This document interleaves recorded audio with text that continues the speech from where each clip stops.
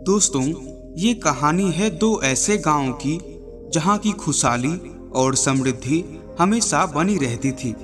इन दोनों गांवों का नाम था नंदी और रोहर। ये शहर से सटे दो ऐसे गांव थे जो सबसे ज्यादा धनी और अमीर थे। लेकिन इन दोनों गांवों में कुछ विभिन्नताएं थी। नंदी गांव के लोग भगवान को बहुत ज्यादा मानते थे, लेकिन रोहर गांव के लोग ज्यादातर नास्तिक थे, भगवान को नहीं मानते थे। नंदी गांव के लोग सच्चाई के राह पर चलते थे, लेकिन रोहर गांव के लोग लोभी और मतलबी थे।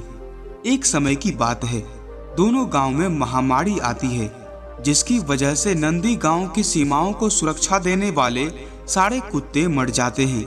वहीं रोहर गांव के कुछ ही कुत्ते मरते हैं। महामारी फैलते फैलते दूसरे जानवरों तक पहुंच जाती है और नंदी गांव के सारे जानवर मर जाते हैं। वहीं रोहर गांव में इसका इतना ज्यादा प्रभाव नहीं पड़ता। कुछ समय बाद नंदी गांव में एक नई घटना घटित होती है कि जिस तालाब से नंदी गांव को पानी आता था, वो तालाब धीरे धीरे सूखने लग जाता है, जिसकी वजह से अब नंदी गांव के लोगों को पानी की बहुत दिक्कत आने लगी।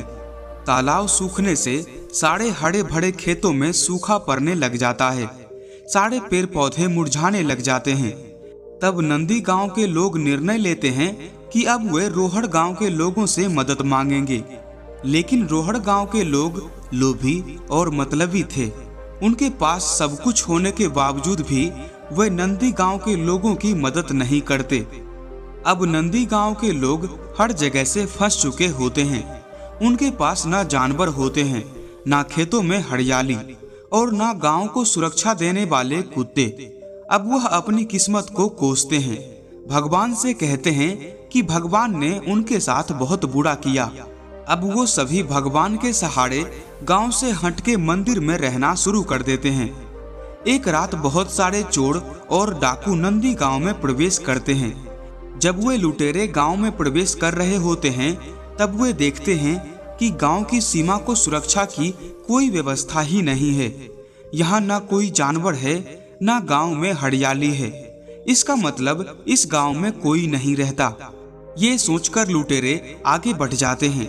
आगे बढ़कर जब वो रोहर गांव में पहुंचते हैं, तो वो देखते हैं कि गांव के सुरक्षा कर्मी भी हैं। कुत्ते भी भौंकने लगते हैं। लुटेरे सारे कुत्ते और सुरक्षा कर्मी को मार देते हैं और देखते हैं कि गांव में हरियाली है, जानवर हैं, इंसान हैं। तो सारे लुटेरे गांव में फैल जाते हैं। जब वे सब कुछ लूट लेते हैं, तो सारे गांव को आग लगा देते हैं, सारे लोगों को मार देते हैं और भाग जाते हैं।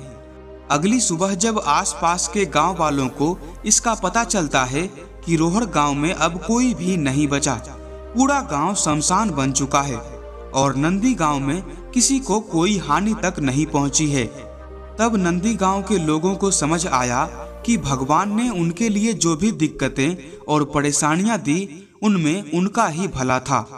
दोस्तों, इस कहानी से हमें यही सीखने को मिलता है कि हमारे जीवन में जो भी अच्छी या बुरी घटनाएं होती है, उनके पीछे भगवान ने आपके लिए कुछ बेहतरीन और बड़ा सोचा होता है।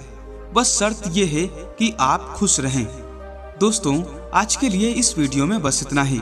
वीडियो अच्छी लगी हो तो वीडियो को लाइक करें, साथ ही चैनल पर नए हैं तो सब्सक्राइब करें और इसे अपने दोस्तों में शेयर भी जरूर करें।